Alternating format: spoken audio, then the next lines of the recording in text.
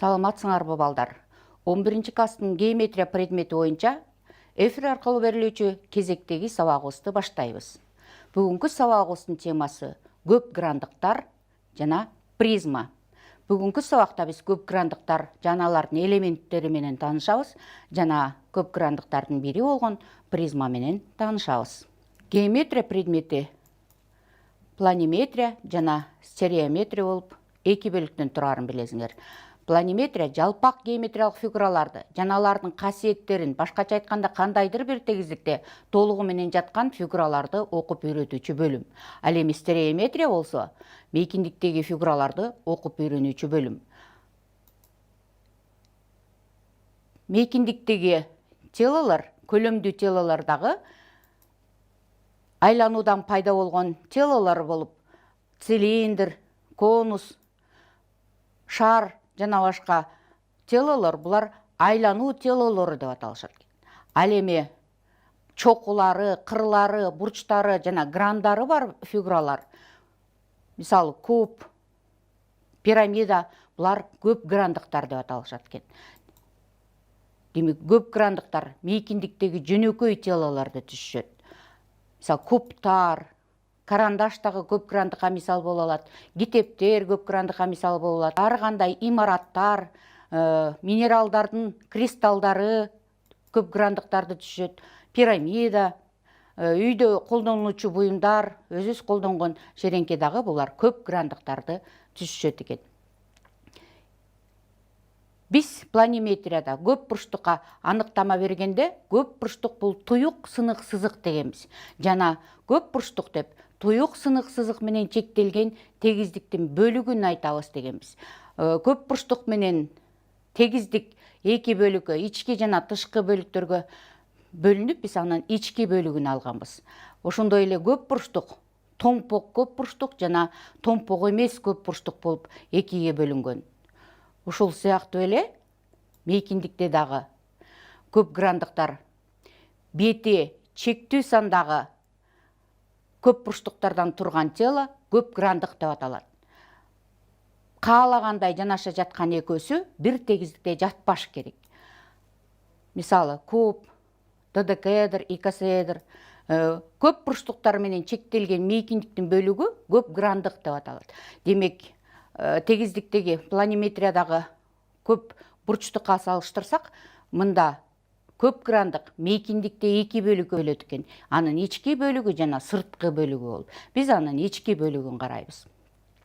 Көп грандыктын элементтери тик бурчтуу параллелепипед көп грандык болгондуктан биз ушул көп грандыкка карап, анын элементтерин атап көрөлү. Көп бурчтуктарын А, Б, С, Д, А1, Б1, С1, Д1, А1, Б1, Б1, Д, Д1, С, С1, жана А1, Д1, Д, Б, Б1, С1, С көп бурчтуктары, булар көп грандыктын грандары деп аталат экен.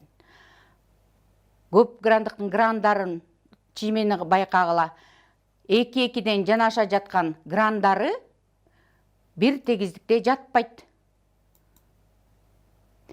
Ал эми грандардын жактары А, Б, Б, С, С, Д, А, Д, А1, Б1, Б1, С1, С1, Д1, А1, Д1, А1, Б, Б1, С, С1, Д, Д1лер булар көп грандыктын кырлары деп аталат экен. Кырларынын учтары болгон чекиттер карайбыз. А чекити, Б чекити, С чекити, Д чекити, А1 чекити, Б1 чекити, С1 чекити жана Д1 чекити. Булар көп грандыктын чокулары деп аталат.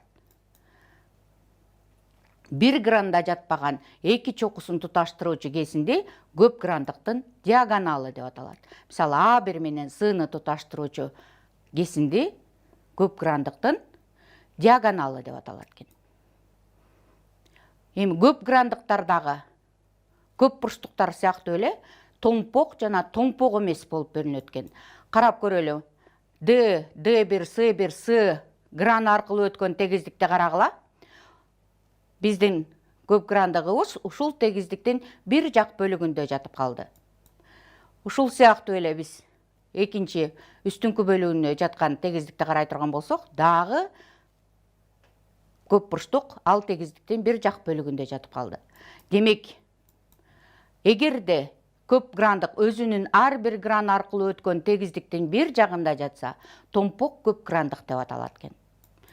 Ал эми эгерде көп грандык өзүнүн ар бир гран аркылуу өткөн тегиздиктин эки жагында жатып калса, томпок эмес көп грандык деп аталат экен. Жок дегенде бир гран аркылуу өткөн тегиздиктин эки бөлүгүндө тең жатып калса, анда алар томпок эмес деп аталышат экен. Томпок көп грандыктын бардык грандары томпок көп бурчтуктар болот. Томпок көп грандыктын ар бир чокусундагы жалпак бурчтардын суммасы 360 градустан кичине болот. Бул жерде пирамиданын жайылмасы берилген. Пирамиданын кырлары аркылуу кесип туруп аны биз тегиздикке жайсак, карагыла, пирамиданы түзгөн бурчтар тегеректен кичине болуп атат. Ошондуктан бул 360 градустан кичине болот. Эми каалагандай томпок көп грандык үчүн жалпы касиет бар экен. E плюс F минус K барабар 2 деген. Бул эмне болду экен? Карап көрөлү. Бул Эйлердин теоремасы. Чокуларынын саны плюс грандарынын саны минус кырларынын саны бул барабар 2ге дейт. Демек, E деген бул чокуларынын саны, F деген грандарынын саны, K деген бул кырларынын саны. Демек, чокуларынын саны менен грандарынын санын кошуп, андан кырларынын санын кемитсек, 2ге барабар болот экен. Бул жөнүндө Леонард Эйлер деген окумуштуу айтып кеткен экен. Тригонометрияны азыркы түргө 18-кылымда жашаган швейцариялык окумуштуу математик алып келген. Ал 20 жашынан тартып Россия Илимдер Академиясында иштеген. 800дөн ашык эмгегин математикага, физикага, астрономияга арнаган.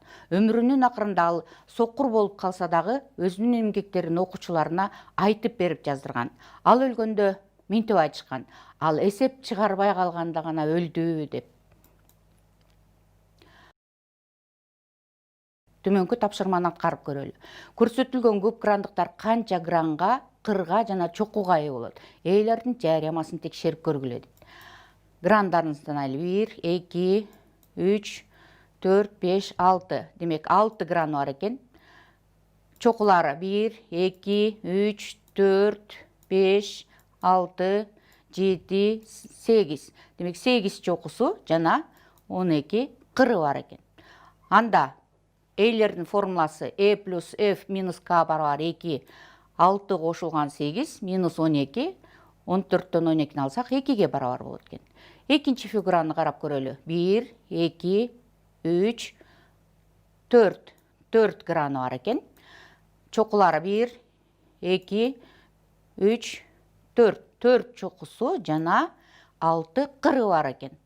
Анда 4 кошулган 4 минус 6 барабар 2ге.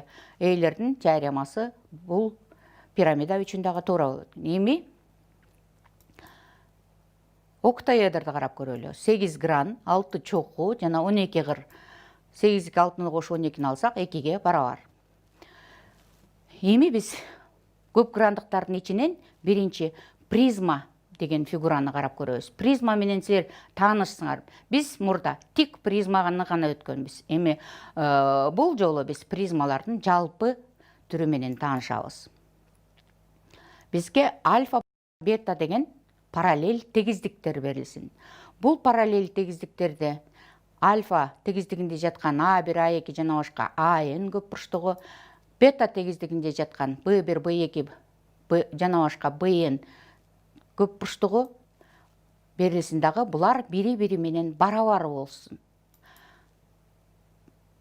Жана А1, А2 параллель B1, B2, B2, B3 параллель А2, А3 жана башка АН, А1 параллель БН, B1 боло тургандай болсун. Буларды биз тиешелүү чокуларын А1ди B1ге, А2ни B2ге, А3ді B3ге жана башка АНди БНге туташтырсак, 4 бурчтуктар келип чыгат экен. Ондай болгон. Бул 4 бурчтуктардын бирөөсүн карап көрөлү. А1, А2, B2, B1ди карап көрөлү. Мында түзүү боюнча А1, А2 барабар b1 b2ге жаналар параллель түзүү боюнча. Анда эгер төрт бурчтуктун карама каршы жаткан жактары барабар жана параллель болсо, анда параллелограмм белгиси боюнча параллелограмм боло алат. Демек A1 A2 B2 B1 параллелограмм. Параллелограмм болсо анданын экинчи карама каршы жактары дагы бири-бирине барабар жана параллель болушат. Ушул сыяктуу эле бардык төрт бурчтуктарды карап көрсөк, бардыгы параллелограмм болору келип чыгат экен. Демек анда бул A1 A2 AN B1 B2 BN деген n бурчтуу призма болот экен. Демек призмага аныктама берели. Параллель тегиздиктерде жаткан эки граны барабар көп бурчтуктар жана калган грандары параллелограмм болгон көп грандык призма деп аталат. A1 A2 жана башка AN, B1 B2 жана башка BN бул n бурчтуу призма. Призманын аталышына, жазылышына көңүл бурабыз.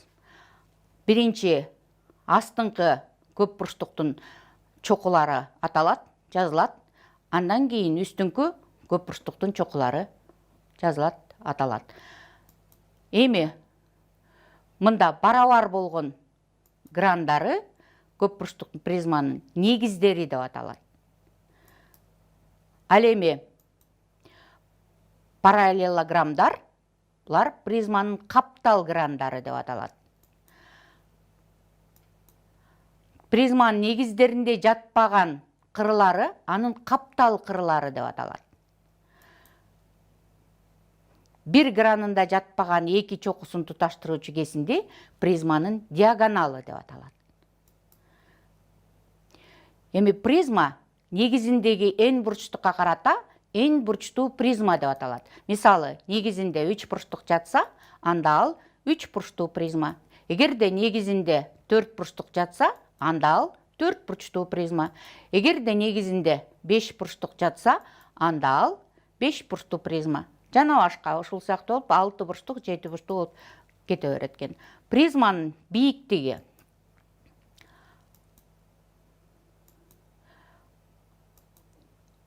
призманын бир негизинин кандайдыр бир чекитинен экинчи негизинин тегиздигине жүргүзүлгөн перпендикуляр анын бийиктиги деп аталат. Чиймедеги AB бул призманын бийиктиги. Анын каалагандай негизинин бирөөсүнөн бир чекитти алып, экинчи негизине перпендикуляр жүргүзөбүз. Призмалар дагы тик жана жантык болушу мүмкүн экен. Тик призмалар эгерде призманын каптал кырлары негизинин тегиздиктерине перпендикуляр болсо, андалар тик призма деп аталышат. Эгерде призманын каптал кырлары негизине перпендикуляр болбосо, андалар жантык призма деп аталат экен. Карап көргүлө. Биринчи сүрөттө кырлары негиздерине перпендикуляр, ал эми экинчи сүрөттө болсо кырлары негиздерине перпендикуляр болгон жок. Эми негизинде туура көп бурчтук жаткан тик призма туура призма деп аталат экен. Демек, тик призмалардын ичинен туура призма деп дагы бөлүп чыгат экенбиз. Эгерде негизинде тең жактуу 3 бурчтук болсо, анда ал 3 бурчтуу туура призма деп аталат экен. Эгерде негизинде квадрат болсо, анда ал 4 бурчтуу туура призма деп аталат экен.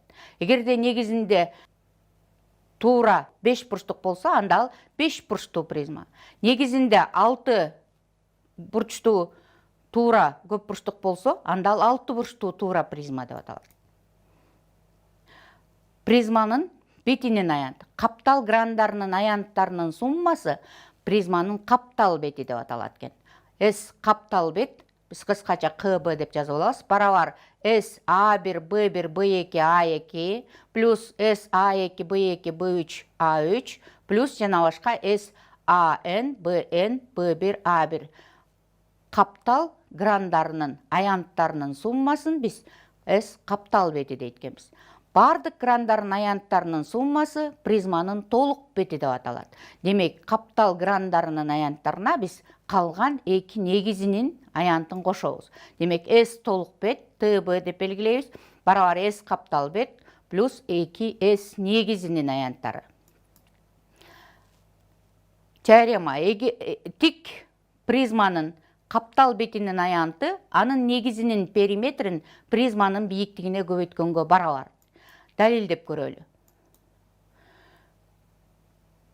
Бул негизинин периметрин көрүп атат. S каптал бет барабар S A B B1 A1 плюс S B B1 S S1 S плюс S S S1 D D1 S D D1 A1 A. Башкача айтканда каптал грандарынын аянттарынын суммасына барабар. Каптал грандары тик бурчтуктар болуп аткандыктан негизин бийиктигине көбөйтөбүз. А б негизин H-ка плюс B с негизин H-ка плюс S ды негизин H-ка плюс A ды негизин H-ка көбөйтөбүз. Бардык кошулуучуларда H болуп аткандыктан аны кашанын сыртына жалпы көбөйтүүчү кылып чыгарабыз. Анда кашанын ичи бизге A B плюс B с плюс S ды плюс A ды бул периметрди берет. Демек S каптал бет барабар H көбөйтүлгөн P негиз. Бул тик призмалар үчүн туура болот экен. Биринчи маселени карайлы. Тик призманын негиздери 21 см жана 9 см барабар болгон тең капталдуу трапеция. Призманын бийиктиги 8 см барабар. Эгерде трапециянын каптал жагы 10 см барабар болсо, призманын каптал бетин тапкыла дейт. Чыгаруу үчүн тик призманын каптал бетинин табуунун формуласы S каптал бет барабар H көбөйтүлгөн негизинин периметри. Негизинин периметри бул тең капталдуу трапециянын жактарынын суммасына барабар. А Б кошулган Б С кошулган С ды кошулган А дыга. С ды барабар А Б тең капталдуу болуп аткандыктан экөө тең 10 см барабар. Анда негизинин периметри 10 кошулган 9 кошулган 10 кошулган 21 барабар 50 см. А S каптал бет болсо H бийиктиги 8 см барабар болгондуктан 8 көбөйтүлгөн 50 бул 400 см квадрат. Демек жообу 400 см квадратка барабар болот экен. Үч бурчтуу туура призманын негизинин жагы 10 см. Ал эми призманын бийиктиги 15 см. Призманын каптал бетин жана толук бетин тапкыла. Чыгарууда P S каптал бет H көбөйтүлгөн P негизине 3 бурчтук А Б С тең жактуу болгондуктан негизинин периметри 3 көбөйтүлгөн Б С-га, башкача айтканда 3 көбөйтүлгөн 10 30 см барабар болот. Анда S каптал бети 15 көбөйтүлгөн 30 бул 450 см квадрат. Толук бети болсо S каптал бетине 2 негизин кошобуз. Негизинин аянты 2ден 1 А Б көбөйтүлгөн Б С көбөйтүлгөн синус А Б С. Булардын арасындагы бурч А Б С бурчу барабар 60 градус болгондуктан синус 60 градуста тамыр алында 3 бөлүнгөн 2ге барабар. Анда S негиз 2ден 1 көбөйтүлгөн 10 көбөйтүлгөн 10 көбөйтүлгөн тамыр алында 3 бөлүнгөн 2ге барабар 25 тамыр алында 3 см квадрат. S толук бети 450 плюс 2 көбөйтүлгөн 25 тамыр алында 3, мындан 450 плюс 50 тамыр алында 3 см квадрат. Демек жообу S каптал бет 450 см квадратка барабар, ал эми толук бети 450 кошулган 50 тамыр алында 3 см квадратка барабар. Дагы бир теореманы карайлы. Призманын каптал бетинин аянты анын перпендикулярдык кесилишинин периметрин каптал кырына көбөйткөнгө барабар дейт. Биз тик призма жөнүндө жогорудагы теореманы айттык. Бул демек жантык призмага тиешелүү болот. Перпендикулярдык кесилиште призманын каптал кырына перпендикуляр тегиздик менен кескенде пайда болгон кесилишти айтабыз. Биз анда К чекити аркылуу өтө турган кесилишти карап көрөлү. КЛ перпендикуляр B1-ге болсун. А1 B1-ге параллель болгондуктан, булар каптал кырлары параллель болгондуктан, анда КЛ дагы А1-ге перпендикуляр болот. Ошондой эле биз КМ перпендикуляр болгон B1-ди алсак, КЛ дагы B1-ге перпендикуляр болгондуктан, башкача айтканда B1 түз сызыгы кесилишүүчү 2 түз сызыкка перпендикуляр болуп аткандыктан, андал B1 ошол кесилишкен түз сызыктар аркылуу өтүүчү КЛМ тегиздигине перпендикуляр болот. КЛМ демек призманын перпендикулярдык кесилиши. Анда далилдешибиз керек, S каптал бет барабар периметр КЛМ көбөйтүлгөн B1 болорун далилдешибиз керек. S A B B1 A1 бул параллелограмм болуп аткандыктан B1 негизин КЛ бийиктигине көбөйткөнгө барабар. Экинчиден S B C C1 B1 параллелограммын аянты дагы КМ бийиктигин C1 негизине көбөйткөнгө барабар. Үчүнчүдөн S C A A1 C1 бул дагы параллелограмм ML бийиктигин A1 негизине көбөйткөнгө барабар болот. Мында C1 B1ге барабар болгондуктан КМ көбөйтүлгөн B1 деп алабыз. Ошондой эле A1 дагы B1ге барабар болгондуктан ML көбөйтүлгөн B1 деп алабыз. Анда булардын суммасы S каптал бет S A B B1 A1 плюс S B B1 C1 C плюс S C C1 A1 A булар КЛ көбөйтүлгөн B1 плюс КМ көбөйтүлгөн B1 ML көбөйтүлгөн B1 бардыгында тең B1 жалпы көбөйтүүчү болгондуктан кашаанын сыртына чыгарабыз. Ал эми кашаанын ичи болсо призманын перпендикулярдык кесилишинин периметрин берет. Демек B1 көбөйтүлгөн PKLM теорема далилденди. Анда үчүнчү маселени карап көрөлү. Төрт бурчтуу жантык призманын каптал кыры 12 сантиметрге барабар. Перпендикулярдык кесилиши жагы 5 сантиметр болгон ромб каптал бетинин аянтын тапкыла. S каптал бети PKLMN көбөйтүлгөн A1ге барабар. Анда периметр KLMN ромб болгондуктан жактарынын суммасы же болбосо 4 көбөйтүлгөн 5ке барабар. 5 жактары барабар болгондуктан биз 4кө көбөйтүп коебуз. Анда S каптал бет барабар 20 көбөйтүлгөн 12 бул 240 сантиметр квадрат. Жообу 240 сантиметр квадрат. Эмесе бүгүнкү сабагыбызды аягына чыгып баратабыз. Бүгүн сабакта биз көп грандыктар жөнүндө өттүк. Бети чектүү сандагы көп бурчтуктардан турган тело көп грандыктар деп аталат экен. Көп грандыктардын каалагандай эки граны бир тегиздикте, жанаша жаткан эки граны бир тегиздикте жатпаш керек экен. Көп бурчтуктар менен чектелген мейкиндиктин бөлүгү көп грандык деп аталат. Көп грандыктарды биз томпок жана томпок эмес деп эки бөлүккө бөлдүк. Жана бардык көп грандыктар үчүн Эйлердин теоремасы чокуларынын саны, кошулган грандардын саны минус кырларынын саны барабар 2 болот деген теореманы көрдүк.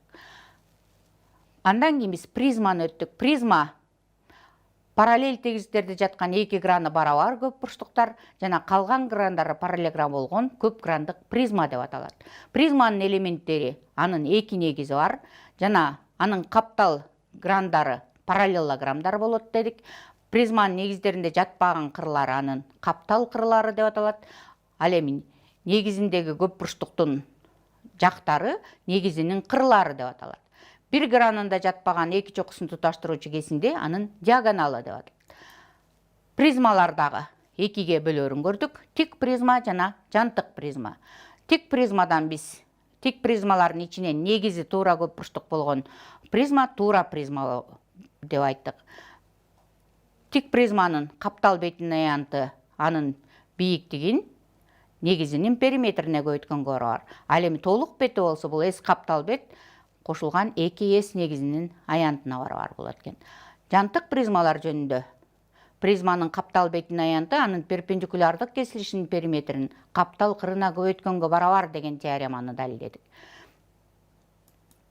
Эмесе көңүл бургандыгыңар үчүн чоң рахмат балдар. Китебиңердеги ушул темага туура келген материалдарды кайталап окуп чыккыла жана кошумча көнүгүүлөрдү өз алдыңарча иштегиле. Саламатта калгыла.